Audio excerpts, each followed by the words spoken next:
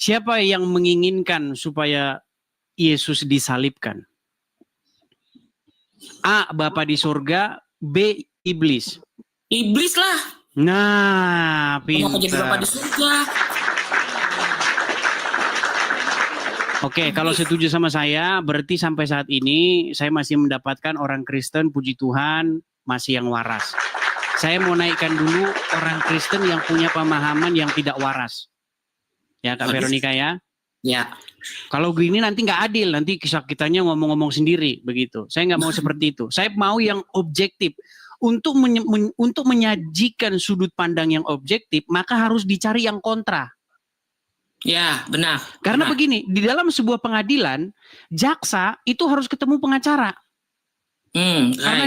Karena jaksa setuju si terdakwa dihukum, pengacara tidak setuju. Nah, maka itu menjadi satu pengadilan, satu forum yang objektif. Ya. Nah, itulah yang ingin saya sajikan dalam sebuah diskusi. Benar. Ya, kalau sepakat sama saya buat apa? Nah, itu namanya kita sesama jaksa sama jaksa, nggak ada pengacaranya ya, pengadilan pincang namanya. Iya dong. Oke, baik, saya naikkan. Saya turunkan dulu. Saya naikkan yang setuju bahwa penyaliban Yesus rencana Bapa di surga. Silakan. Ini kita untuk khusus hari ini ya, khusus hari ini mungkin sebentar. Besok kita sudah mulai lagi, normal lagi. Cuman untuk acara hari ini, saya ingin mengedukasi orang-orang Kristen. Ya, saya ingin mengedukasi umat Tuhan supaya kalian memahami kekristenan itu dengan benar. Bukan asal penyaliban penebusan penebus dosa. Apa iman seperti itu? Iman kita itu harus bernalar, benar-benar kita pahami dengan baik. Iman yang kita imani itu harus kita mengerti. Ya, silakan. Saya tidak akan berlaku curang, saya tidak akan berlaku semena-mena. Silakan. Kalau ada Kristen yang memiliki satu pandangan bahwa penyaliban Yesus itu keinginan Bapa di sorga, coba naik sini. Coba. Kita ngobrol dengan baik. Coba.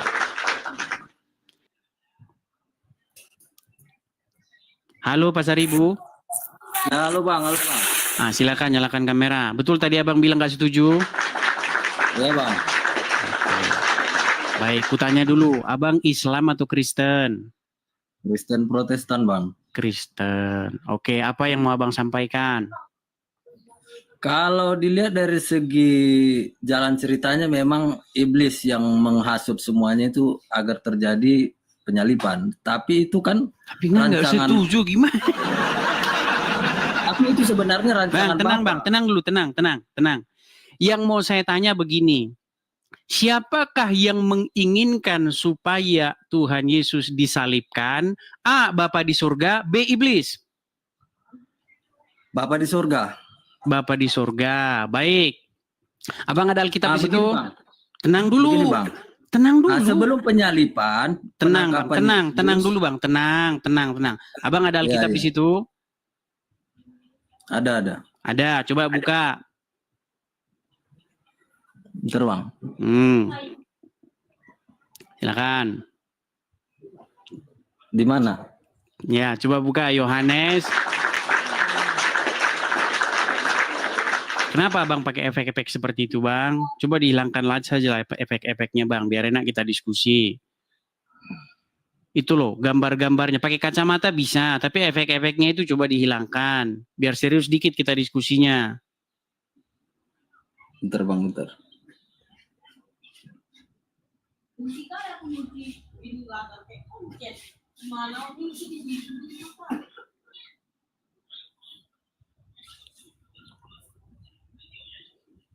Nah, gitu kan enak kita bang. Jadi kita bisa membangun iman kita supaya Anda tidak lagi punya pemahaman yang keliru terhadap iman kekristenan kita. Coba, sudah dibuka bang Yohanes pasal yang ke-8? Terbangnya. Yohanes 8 ayat. Yohanes pasal yang ke-8 bang. Iya, pasal 8. Oke, coba kita baca, kita mulai dari ayat yang ke 40. Sudah ketemu Bang? Terbang ya, ayat 40. Sebelum ke 40, coba kita... Ya, dari 40 coba. Tetapi yang kamu kerjakan ialah berusaha membunuh aku. Aku seorang yang mengatakan kebenaran kepadamu, yaitu kebenaran yang kudengar dari Allah. Pekerjaan yang demikian tidak dikerjakan oleh Abraham. Stop dulu Bang, saya tanya. Siapa yang berbicara di sini Bang? Yesus Berbicara kepada siapa? kepada orang Yahudi. Kepada ahli Taurat Bang, ahli Taurat dan orang-orang Farisi. Ya. Oke. Terus? Kamu mengerjakan pekerjaan bapamu sendiri. Jawab mereka, kami tidak dilahirkan dari zina. Bapa kami satu, yaitu Allah. Terus? Kata Yesus kepada mereka, jikalau Allah adalah Bapamu, kamu akan mengasihi aku. Sebab aku keluar dan datang dari Allah. Dan aku datang bukan atas kehendakku sendiri, melainkan dialah yang mengutus aku. 43. Apakah sebabnya kamu tidak mengerti bahasaku, sebab kamu tidak dapat menangkap firmanku? Oke, 44 sekarang. Ini jawabannya di sini. Iblislah yang menjadi bapamu dan kamu ingin melakukan keinginan-keinginan bapamu. Ia adalah pembunuh manusia sejak semula dan tidak hidup dalam kebenaran. Sebab di dalam dia tidak ada kebenaran. Apabila ia berkata dusta, ia berkata atas kehendaknya sendiri. Sebab ia adalah pendusta dan bapa segala dusta. Oke. Jadi siapa yang menginginkan kebinasaan Yesus Bang?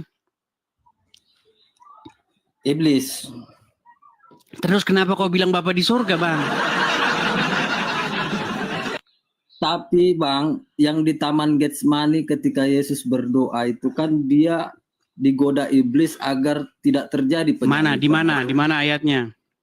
Kematiannya itu. Di mana ayatnya digoda iblisnya? Coba di mana? Memang tidak ada bilang digoda iblis.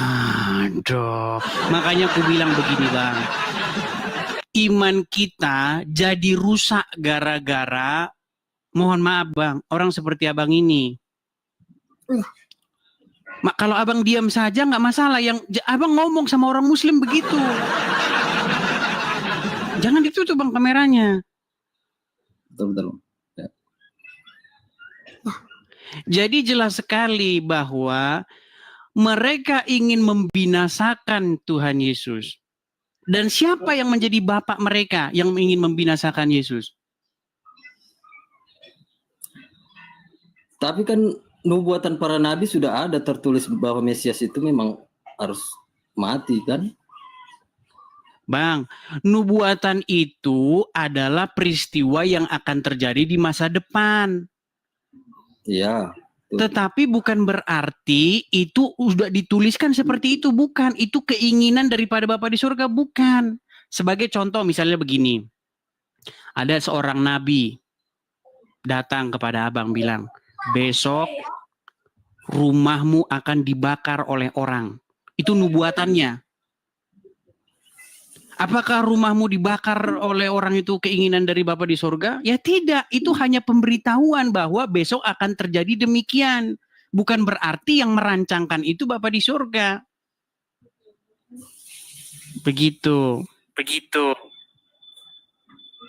Jadi yang merancang itu sebenarnya iblis mulai dari awal. Betul, makanya begini. Abang sudah pernah baca Bible sampai selesai?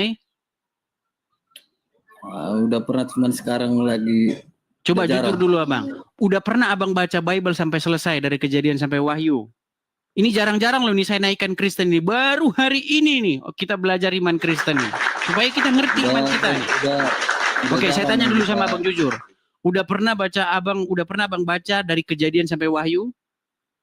Udah. Sudah pernah. Oke, apa yang terjadi kepada Yusuf, Bang? Yusuf.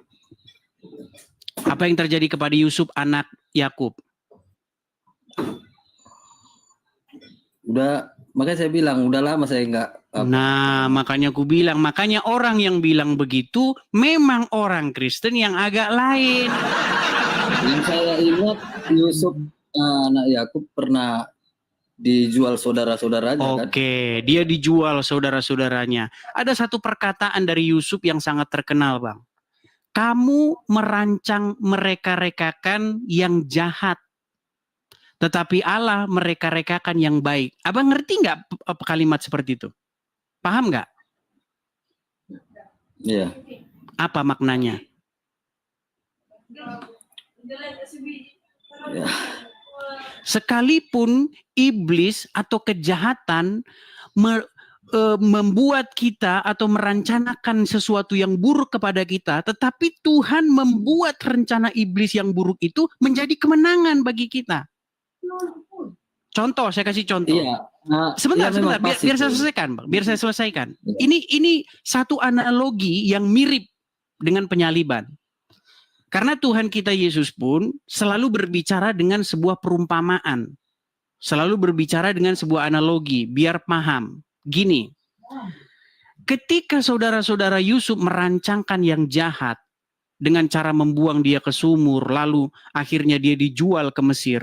Tetapi justru dengan jalan itulah Yusuf menjadi berkat bagi bangsa-bangsa, betul? Iya, betul. Nah, seperti itu juga penyaliban. Iblis merencanakan penyaliban, iblis merencanakan kejahatan kepada Tuhan Yesus untuk membinasakan dia, tetapi justru lewat rencana jahat si iblis itu dibalikkan menjadi rancangan keselamatan. Justru dengan penyaliban itu ada sebuah peristiwa keselamatan bagi seluruh umat manusia. Jadi maksud saya yang saya katakan begini, iblis merencanakan penyaliban, tetapi Bapa di surga membalikkan itu menjadi rancangan keselamatan. Seperti itu. Biar paham. Jadi pertanyaannya Bang, jadi nggak ada kaitannya nubuatan di dalam perjanjian lama dalam penyaliban Mesias? Tentu ada. Tentu ada. Nubuatan itu Bang bukan sebuah suratan takdir dari Bapa di surga. Nubuatan itu pemberitahuan tentang apa yang akan terjadi. Oke. Begitu. Jadi bukan gara-gara dinubuatkan terus Bapa di surga yang merancangkan itu, enggak. Tetapi itu adalah sesuatu yang diberitakan bahwa itu akan terjadi demikian. Oke, Seperti Bang. itu. Saya akan buat nanti contoh-contoh lain ya. Kalau masih ada yang seperti abang ini. Untuk seperti itu sudah paham ya? Ya Bang. Baik, terima kasih, puji Tuhan ya. Baik. Oke, saya turunkan ya Bang ya. Oke. Ya, seperti itu teman-teman ya. Artinya sebenarnya saya itu fokusnya itu kepada orang-orang muslim. Yang begini-begini tuh harusnya diajarkan bapak-bapak pendeta di gereja. Seharusnya dari sekolah minggu udah mulai diajarkan. Ini saya prihatin ini. Bagaimana dengan kalangan internal kita kalau masih ada yang berpaham seperti itu. Ya, ayo silakan.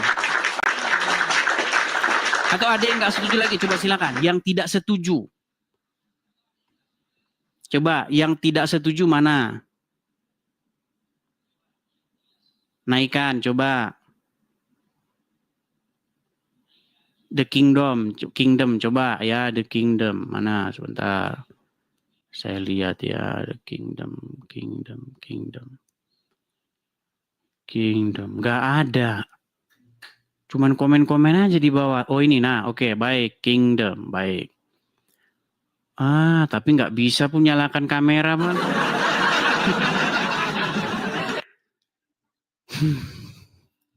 Coba saya cek. Bang, oh udah bisa Bang nyalakan kamera. Ya silakan Bang, nyalakan kamera.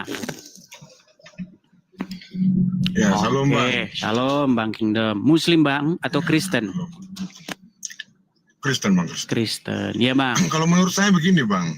Ya, gini Bang, sebentar dulu, saya tanya dulu sama Bang. Tenang dulu Bang, saya tanya dulu sama Bang. Ya. Abang sudah pernah baca Bible sampai selesai dari Kejadian sampai Wahyu? Belum pernah sih, cuman setengah udah. Cuman ini kayak gini. nubuatannya itu ada di Yesaya 53 Bang. Susah ini Ada kalau udah di begini, Yesaya Bang. 53, Bang. Berat ini kalau udah begini, Bang. Oke lah, Enggak, aku tanya gini, lah Bang. dulu gini aja, Bang.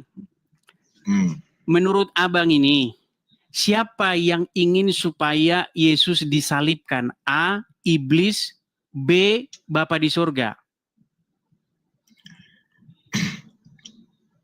Kalau dibilang penyaliban, bukan penyaliban sih. Cuman Kan Bang, dijawab dulu A atau B. Begitu gini, biar enak kita Bang tanpa diskusinya. tanpa penumpahan darah tidak Bukan ada itu yang kita pengampunan. bahas Bang. Gitu. Kita Jadi nggak bahas artinya itu. Kita membahas artinya gini, mengenai siapa yang ingin supaya Yesus disalibkan. A. Iblis, B. Bapa di surga. Dijawab dulu A atau B. kalau Bapa di surga tidak penyaliban tapi penyelamatan. Ya, berarti Abang sudah sepakat dengan saya. Kalau begitu ngapain lagi kita diskusi? Oke lah, kalau sudah sepakat Bang. Yesaya 53 gitu, Bang. Yesaya 53 itu nubuatannya di situ. Jadi Yesus Apa sih harus nubuatan itu Bang? bertindas, Coba. gitu Apa loh. sih nubuatan itu ya kejadian yang akan mendatang gitu loh. Yang tidak kita ketahui tapi Tuhan sudah mengetahui. Nah, gitu loh. Apakah Tuhan yang merencanakan? Apakah Tuhan yang merencanakan? Ya itu rencana Tuhan. Berarti kita hanya menjalankan takdir. Bukan, karena itu sudah nubuatan di Yesaya 53. Baca aja Yesaya 1 yang ayat 1 sampai Saya sudah ratusan kali baca itu, Itu loh. Bang. Enggak, Nah, yang itu. saya tanyakan, apakah berarti dengan demikian bahwa kita ini adalah orang-orang yang melaksanakan atau seperti wayang kita ini gitu? Bukan sih Bang ya. Jadi ya aku terkait yang semalam itu Bang, aku mau nonton tuh Bang. Jadi maksudnya gini, coba di apa namanya Bang dikasih tahu ke masyarakat karena Bang Edis katakan itu ada yang tidak tahu rencana iblis dengan rencana Allah. Gitu Ya, loh. ini makanya sedang saya edukasikan, Bang. Ini yang sedang saya edukasikan. Jadi gara-gara pernyataan Bang Edis semalam itu semua umat Kristen saling argumen-argumen gitu. Berisik semua. Gitu loh. Iya, makanya ini saya utarakan. Masalahnya Abang tadi bilang tidak pernah baca Bible sampai selesai. Gimana saya mau diskusi sama Abang? Ya. ini juga saya lagi belajar juga sih. Nah, begitu Bang. Kalau belajar, baiknya kalau seperti itu belajar dulu. Nyimak aja di bawah nanti ya. Oke? Enggak, maksudnya gini. Karena makanya aku belajar sama Bang Edis kan gitu. Yang Ya, setahu jadi saya begini, Bang. itu rencana Allah. Bukan. Rencana Bapa di surga itu keselamatan, bukan penyaliban, Bang. Begini, saya kasih contoh, saya kasih analogi. Bang, Abang misalnya seorang ini anu ya, saya buat satu analogi supaya mudah Anda cerna. Oke? Oke. Misalnya Abang seorang hamba Tuhan. Abang punya gereja, gerejanya gubuk-gubuk. Oke? Ya. Nah, adalah umat muslim. Mohon maaf nih, bukan berarti menjelek-jelekkan umat muslim. Atau ada orang non-Kristen lah, ada orang non-Kristen. Tidak suka ada gereja di situ. Oke, dibakarlah gereja Bang ini. Bakar. Kalau kita sebagai orang Kristen, diwajibkan apa? Untuk membalas atau tidak membalas? Tidak membalas. Tidak membalas. Nah, tetapi karena Abang taat sama firman Tuhan, tidak membalasnya, tiba-tiba banyak orang suka support Abang. Akhirnya gereja Abang yang gubuk tadi, tiba-tiba dibangun menjadi gereja baru yang bagus. Sekarang saya mau tanya sama Abang. Inilah yang dimaksudkan merubah rancangan si jahat menjadi sebuah jalan keselamatan. Menjadi jalan yang baik. Saya mau tanya sama Abang. Menurut Abang, pembakaran gereja itu keinginan Bapa di surga atau keinginan iblis? Ya pokoknya segala yang Jangan kekerasan pokoknya. ya dari iblis. Nah, dari Segala iblis. kekerasan dari iblis. Dari iblis. Jadi orang-orang yang mau bakar gereja Abang itu inisiatif dari setan. Tetapi Bapa di surga merubah rancangan setan itu menjadi berkat. Menjadi jalan keselamatan. Gereja Abang yang tadinya gubuk, yang tadinya dibakar, tiba-tiba menjadi satu gereja baru yang bagus. Malah dibangun lebih baik, keramik. Nah, makanya saya bilang, Bang, iblis merancangkan yang jahat, iblis merancangkan penyaliban. Iblis merancangkan melenyapkan Sang Mesias, membunuh Sang Mesias. Tetapi Bapa di sorga membalikkan rencana iblis itu menjadi jalan keselamatan. Makanya salib yang tadinya menjadi lambang kutuk, salib yang tadinya lambang hukuman mati, itu menjadi lambang keselamatan bagi kita.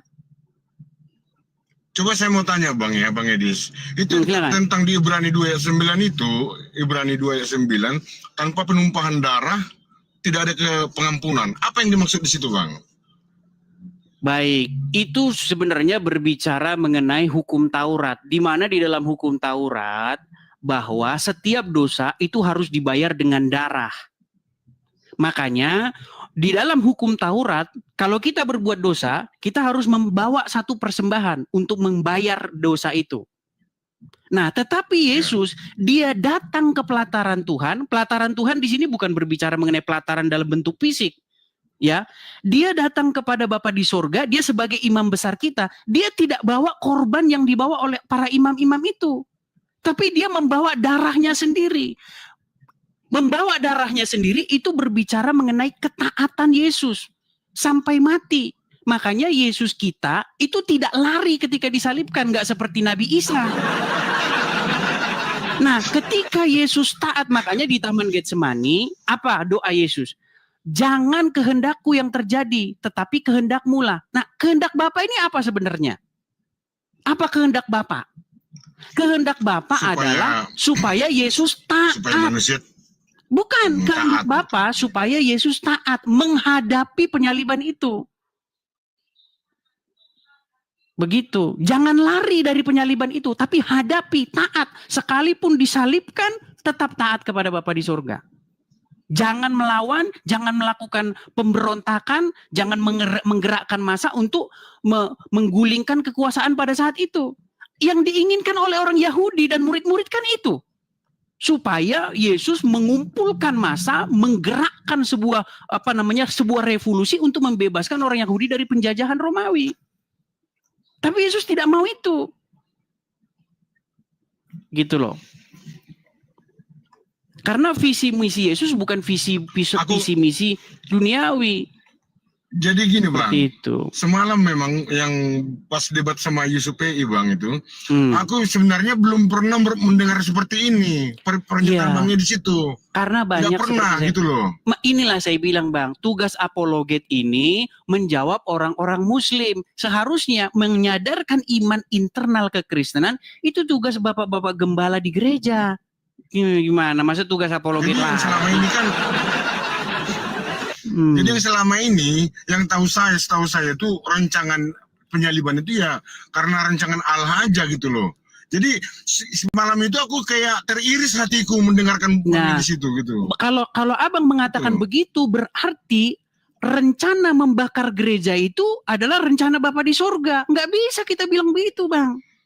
Rencana Bapa di surga itu bukan rancangan kecelakaan, bukan rancangan bencana, tetapi rancangan damai sejahtera. Ketika Tuhan Yesus dibaptis di Sungai Yordan, ada suara dari surga yang berkata, inilah anakku, kepadanya lah aku berkenan, dengarkanlah dia. Bukan salibkanlah dia. Jadi orang yang menyalibkan Yesus itu adalah orang-orang yang di pihak yang tidak mengasihi Yesus. Orang-orang yang menyalibkan Yesus adalah orang-orang yang kontra kepada Yesus. Dan mereka pasti iblis. Sudah pasti iblis panglimanya. Begitu. Tetapi sekalipun mereka merancangkan yang jahat kepada Sang Mesias, ingin membinasakan Sang Mesias, justru dengan jalan itu menjadi jalan keselamatan bagi kita. Begitu sama seperti Abang tadi. Gereja Abang dibakar, merancangkan yang jahat.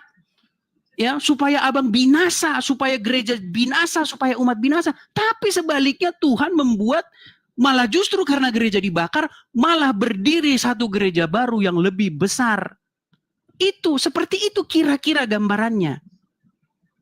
Begitu. Jadi jangan bilang penyaliban rancangan Bapa. Tidak.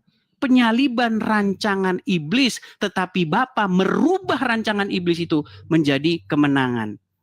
Begitu.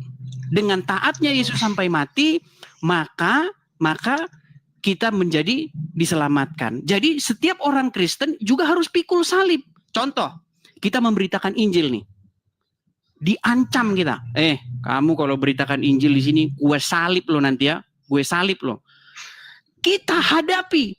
Nah, ketika kita taat sampai kita disalib, sampai kita dibunuh, justru di situ kita menang. Justru ketika kita mati dalam memberitakan Injil itu, disitulah kemenangan bagi kita. Nah, itu yang tidak dilihat oleh banyak orang. Nah, orang melihat ketika Yesus disalibkan, orang melihat apa? Menertawakan, mencemooh dia. Lihat itu. Orang lain dia selamatkan, tetapi dirinya tidak. Dalam sudut pandang orang, itu sebuah kekalahan.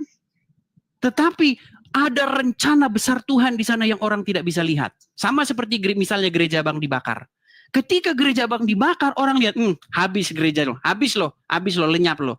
Tapi justru setelah gereja itu dibakar, terjadi gereja baru. Itu Bang, seperti itu. Jadi supaya kita betul-betul mengerti iman kita. Seperti itu. Nah, tersongkok dengan udara lah ya. Tersongkotin baru nang like kusi di studio norakku. Nah, jadi memang seperti itu banyak.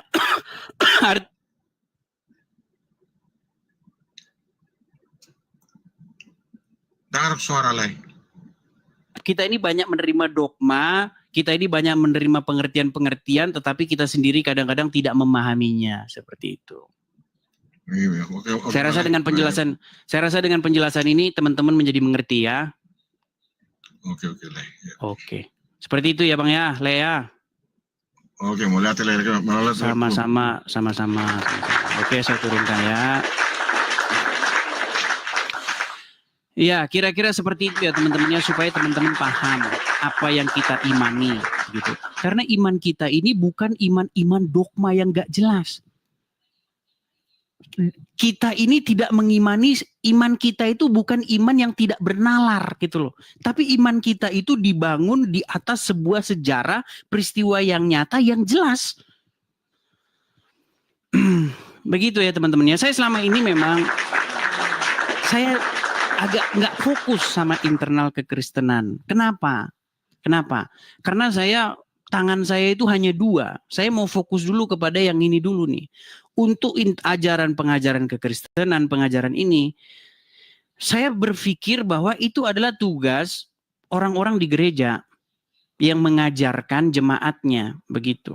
Supaya ada pendalaman Alkitab di gereja, digalakkan kembali pengertian terhadap iman kita. Begitu.